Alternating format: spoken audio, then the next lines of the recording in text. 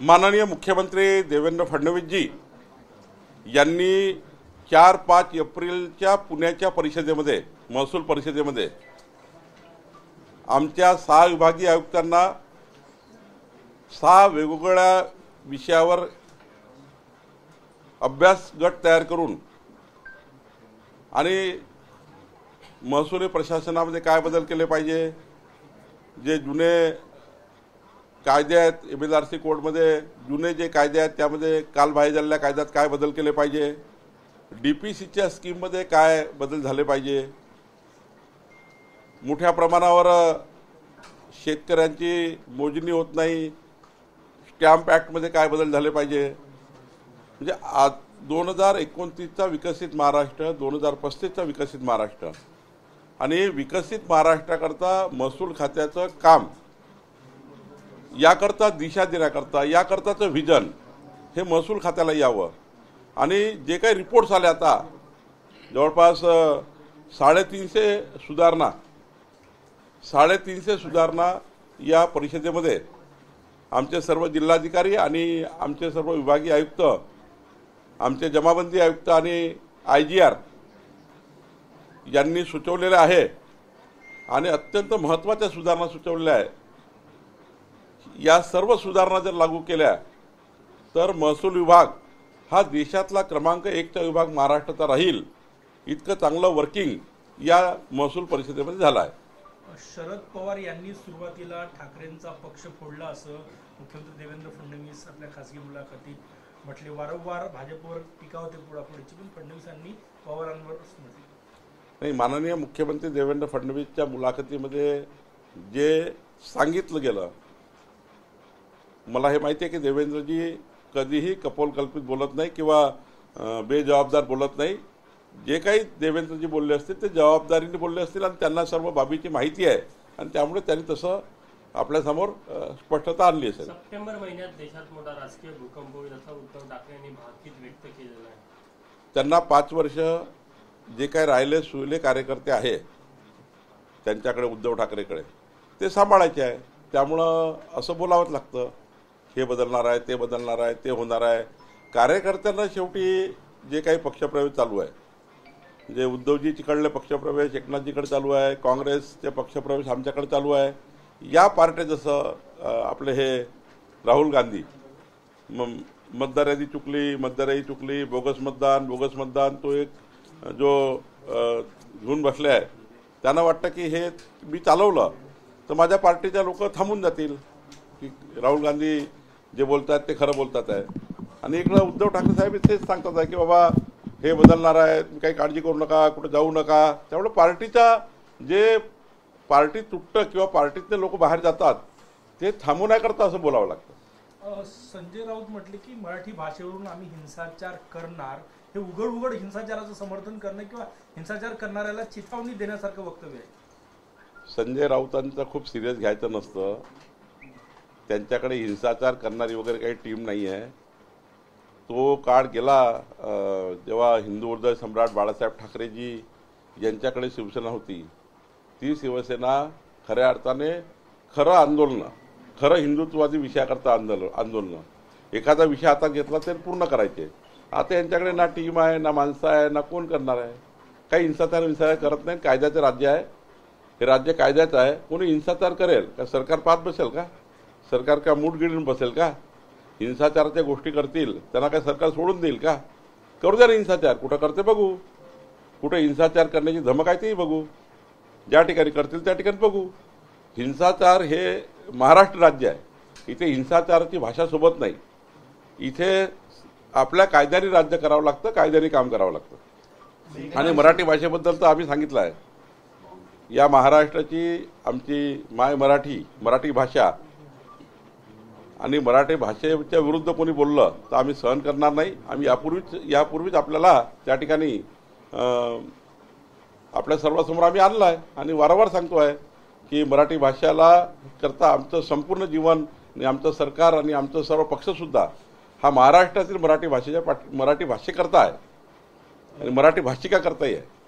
2 दिवसाआधी जो शेतकरी पक्षाचा मेळावा झाला होता त्यामध्ये राज ठाकरे सहभागी झाले होते. आज राज ठाकरेंचा स्वतंत्र मेळावा होता, अशी शक्यता वर्तवली जाते की राज ठाकरे महाविकास आघाडीसोबत जातील. मी आधी सांगितलं की राजसाहेबांना कोणासोबत जायचं, उद्धवजींना कोणासोबत जायचं, शरद पवार साहेबांना कोणासोबत जायचं त्यांचं त्यांना ठरवू द्या. आमचे ठरलं आहे की आमची महायुती ठरली आहे.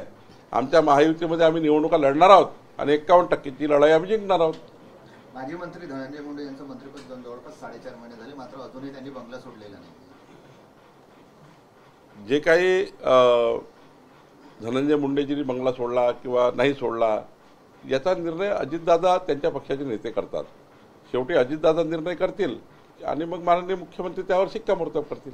उद्धव ठाकरे कुटुंबियांचं गांधी कुटुंबियांसोबत डिनर डिप्लोमसी आहे, जेवण करणार आहे एकत्र. कोणासोबत? गांधी, सोनिया गांधी आणि राहुल गांधी यांच्यासोबत. कोण? उद्धव ठाकरे. रोज जेवण करा म्हणा, सकाळ संध्याकाळ. कोण थांबवलं आहे? सकाळचा नाश्ताही करा, दुपारची करा, संध्याकाळची करा, रोज करा 5-7 दिवस. त्याला का म्हणायचं? मेघना बोर्डीकरांच्या वर्तणुकीमुळे थोडं अधिकाऱ्यांमध्ये नाराजी पाहायला समज देणार तुम्ही असं? नाही, मला असं वाटतं की मेघनाताई बोर्डीकर माझ्याशी बोलल्या. त्यांनी म्हटलं की माझं जे स्टेटमेंट आहे ते तोडून मोडून दाखवण्यात आलं आणि तोडून मोडून दाखवल्यामुळं त्या ठिकाणी वाद तयार झाले. तर मला वाटतं मी त्यांच्याशी उद्या बोलणार आहे आणि काही चूक झाली असेल तर त्याही ते स्पष्ट करतील, पण मी त्यांच्याशी बोलणार आहे उद्या. शिंदेची शिवसेना आता देशभरात विस्तार करण्याच्या तयारीत आहे. अडसूड असतील, गजानन कीर्तीकर असतील, यांना इतर राज्यांची जबाबदारी देण्यात आलेली आहे. ते इतर राज्यात जाऊन पक्षाचा प्रचार करतील. नाही, माननीय एकनाथ शिंदे साहेब त्यांचे राष्ट्रीय अध्यक्ष आहे शिवसेनेचे, आणि मग राष्ट्रीय अध्यक्ष असल्यामुळं जम्मू काश्मीरपासून तर कन्याकुमारीपर्यंत, मुंबईपासून कलकत्त्यापर्यंत त्यांचा पक्ष वाढवायचा अधिकार शिंदे साहेबांना आहे. त्यामुळे त्यांनी त्या नियुक्त्या केल्या असतील, त्यात काही वावगं नाही. जितेंद्र आव्हाड ने कहा है कि सनातन धर्म ने भारत को बर्बाद कर कर रख दिया है. सनातन धर्म नाम का कोई धर्म ही कभी था ही नहीं. हिंदी में जानना चाहेंगे. देखिए, जितेंद्र आव्हाड जो कहते हैं ना, जो बोलते हैं, केवल उनके विधानसभा के जो वोटर्स हैं ना, वहाँ वो चुन के आने के लिए ऐसा स्टेटमेंट करते रहते हैं. अगर ऐसा स्टेटमेंट नहीं करेंगे तो चुन के नहीं आएंगे. और हर बार वो ऐसा स्टेटमेंट करते हैं कि जो मीडिया में उनका शायर है मीडिया में. तो ये स्टेटमेंट से मुझे लगता है कि हिंदू समाज की भावनाएं भड़काने का काम नहीं करना चाहिए जितेंद्र आव्हाड जी ने. और ज़्यादा अगर करेंगे इसमें तो सनातन धर्म भी फिर पीछे नहीं है. आप क्यों उनको सनातन हिंदू धर्म को बार बार आलोचना करते हो, और इस प्रकार की आलोचना करते हो तो सनातन धर्म भी चुप नहीं बैठेगा. साध्वी प्रज्ञा ठाकुर ने कहा कि आतंकवाद का रंग हरा होता है. देखिए, उन्होंने क्या कहा ये मैं देखा नहीं है.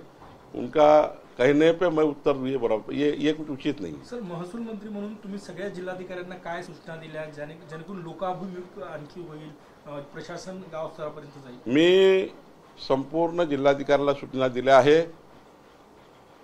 की जर लोकाभिमुख प्रशासन चालवायचं असेल तर जिल्हाधिकाऱ्यांनी आठवड्यातनं एक शुक्रवार हा प्रवास केला पाहिजे. महसूल विभागाच्या तलाठ्यापासून तर प्रांतापर्यंत सर्व ऑफिसेसमध्ये जिल्हाधिकाऱ्यांनी एक प्रवास केला पाहिजे. एखाद्या गावात जाऊन जनतेशी चर्चा केली पाहिजे, संवाद केला पाहिजे. आमच्या सर्व एडीओनी आठवड्यातनं एक दिवस कुठल्या तरी गावात जाऊन जनतेच्या समस्या सोडल्या पाहिजे. आमच्या तहसीलदारांनी आठवड्याचे 2 दिवस हे आपल्या तालुक्यातल्या गावात जाऊन 2 तास तरी त्या ठिकाणी आपण जनतेला काय वाटतं आहे, जनतेच्या अडचणी काय, जेव्हा गतिशील, पारदर्शी आणि लोकाभिमुख प्रशासनाची गोष्ट आपण करतो तेव्हा लोकाभिमुख प्रशासन द्यायचं असेल तर जनतेमध्ये अधिकाऱ्यांना जावं लागेल, जनतेमध्ये अधिकाऱ्यांना बोलावं लागेल, जेणेकरून जे मंत्र्याकडे, मुख्यमंत्र्याकडे तक्रारी जातात त्या तक्रारी कमी होतील. शेवटी सर्वात उत्कृष्ट प्रशासन कुठलं आहे? ज्या दिवशी एकही अर्ज महसूल मंत्र्याला येणार नाही, ज्या दिवशी एकही तक्रार मुख्यमंत्र्याकडे जाणार नाही, तो खरा महसूलचा चांगला दिवस आहे.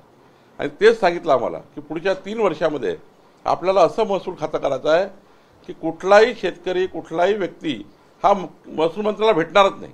म्हणजे चहा पाण्याला भेटेल पण तक्रार घेऊन येणार नाही, असं महसुली प्रशासन तयार करावं अशा सूचना मी दिल्या आहेत. खासदार दुबे यांनी राज ठाकरेंचं राजकारण संपणार असं वक्तव्य केलेलं आहे एका मुलाखतीत. आता खासदार दुबेला काय वाटतं तिकडं बसून महाराष्ट्राचं कोणी कोणाचं राजकारण संपवत नाही.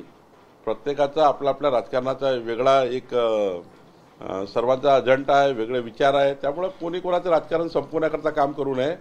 मला असं वाटतं महाराष्ट्राच्या विकासाकरता काम केलं पाहिजे. बच्चू कडूच्या आंदोलनाला तुम्ही नोटंकी म्हटलं होतं, ते म्हटलं की हा अपमान आहे आमचा. नाही, मी कधी बच्चू कडूचं काही नाव घेतलं नाही. या राज्यामध्ये अनेक लोक, मी बच्चू कडूचा रेफरन्स दिला नाही. मी सांगितलं की या राज्यामध्ये पश्चिम महाराष्ट्रातले काही लोक जे आमच्या विधिमंडळात आहे, अनेक लोक वेगवेगळ्या पद्धतीने नौटंकी करून राहिले. त्यांनी आपल्या सरकारच्या काळात काही केलं नाही. म्हणजे नौटंकी आंदोलन जे या महाराष्ट्रात चालू आहे याचा अर्थ ते बच्चू कडूसाठी थोडी आहे. अनेक आंदोलन चालू आहे रोज. आणि सभागृहाच्या बाहेर बसून आंदोलन केलं आहे का कितीतरी आमदारांनी. जे सभागृहात मांडायला पाहिजे ते न मांडता विरोधी पक्षाचे लोक सभागृहाच्या बाहेर त्या ठिकाणी फलक घेऊन बसलेले होते. ही जी नौटंकी आहे. उलट तर बच्चू कडूंनी सांगितलेल्या संपूर्ण बैठका मी घेतल्या आणि पुढे घेणार आहे. पुढच्या 15 ऑगस्ट नंतर जेवढ्या बैठका माझ्या अध्यक्षतेखाली बच्चू कडून सांगितलेल्या प्रश्नाच्या झाल्या होत्या त्या सर्व बैठका पुन्हा होणार आहे. आणि आपण निर्णय घेतला ना, माननीय मुख्यमंत्र्यांनी दिव्यांगांचे 2,500 रुपये महिना केला. कर्ज माफ करण्याकरता त्यांनी शेतकऱ्याचं कर्ज माफ करण्याकरता एक उच्चस्तरीय समिती गठीत केली. हे बच्चू कडूंनी जे जे त्या ठिकाणी सरकारला सुचवलं, सरकार त्यावर काम करतं आहे. आणि माझ्या कालच्या बोलण्याचं संपूर्ण तात्पर्य या महाराष्ट्रातल्या होत असलेल्या नौटंकीबाज आंदोलनाच्या बद्दलचं होतं. हे महत्वाचं आहे. ते बच्चू कडू बाबत नव्हतं. मी कशाला मी वारंवार सांगतो, या राज्यात रोजच आंदोलन चालू आहे. परवा एक दांडी यात्रा निघाली होती या क्रेशर करता. असे जे आंदोलन आहे आमचं सरकार न्याय द्यायला तयार आहे. मी बच्चू कडू आणि मी 4 तास बसलो, एक एक मंत्री बसले. आम्ही या ठिकाणी 2 त्याचे अत्यंत महत्त्वाचे निर्णय मान्य केले. शेतकरी पीक कर्जाकरता कमिटी मान्य केली आणि त्यांनाही मान्य आहे की गरीब माणसाचं ज्याला घरी गरज आहे पीक कर्ज माफ करण्याची, त्यांचं कर्ज माफ झालं पाहिजे. धनधान्याचं कर्ज माफ होऊ नये हे त्या ठिकाणी त्यांनाही माहिती आहे. पण त्याच्याकरता लागणारा जो वर्किंग आहे ती करावी लागेल म्हणून ती समिती केलेली आहे. आणि सोबत दिव्यांगाचं महत्त्वाची मागणी जी होती ती 2,500 रुपये आम्ही केलेली आहे. 8 डिपार्टमेंटच्या त्यांच्याकडे अलग अलग मागण्या आहे. 15 ऑगस्ट नंतर मी पुन्हा एकदा बैठक घेणार आहे, त्यात बच्चू कडूला बोलवणार आहे. हो, शेवटचा प्रश्न, स्थानिक स्वराज्य संस्थांच्या निवडणुकांसाठी बैठक आणि नियोजन कसं सुरू आहे भाजपचं कसं? उद्या जरी निवडणुका झाल्या तरी भारतीय जनता पार्टी पूर्ण तयार आहे निवडणुकीला समोर जाण्याकरता. आमचं नियोजन पूर्ण झालेलं आहे. माननीय आमचे राज्याचे अध्यक्ष रवींद्र चव्हाणजी यांच्या अध्यक्षतेखाली बूथपर्यंत आमचं संपूर्ण गठन झालेलं आहे. 1222 मंडळामध्ये आमच्या कार्यकारिण्या झाल्या आहे. 80 जिल्ह्याच्या कार्यकारिण्या पूर्ण होत आहे. आणि पुढच्या काळामध्ये या महाराष्ट्र प्रदेशची जी कार्यकारिणी होईल आणि प्रत्येक जिल्ह्यामध्ये प्रत्येक तालुक्यात मेळावे होतील. काही जिल्ह्यामध्ये माननीय देवेंद्रजी स्वतः जात आहे. आता मी 7 तारखेला धाराशिवला आहे, 8 तारखेला मी जालन्यामध्ये आहे, 9 तारखेला बुलढाण्यामध्ये आहे. खरं तर सर्वच लोक आम्ही प्रवास करतो आहे. त्यामुळं मला असं वाटतं की स्थानिक स्वराज्य संस्थेमध्ये जसं विधानसभेमध्ये 51.78% मतं घेऊन आम्ही जिंकलो, स्थानिक स्वराज्य संस्थेमध्ये 51% मतं घेऊन आम्ही जिंकू.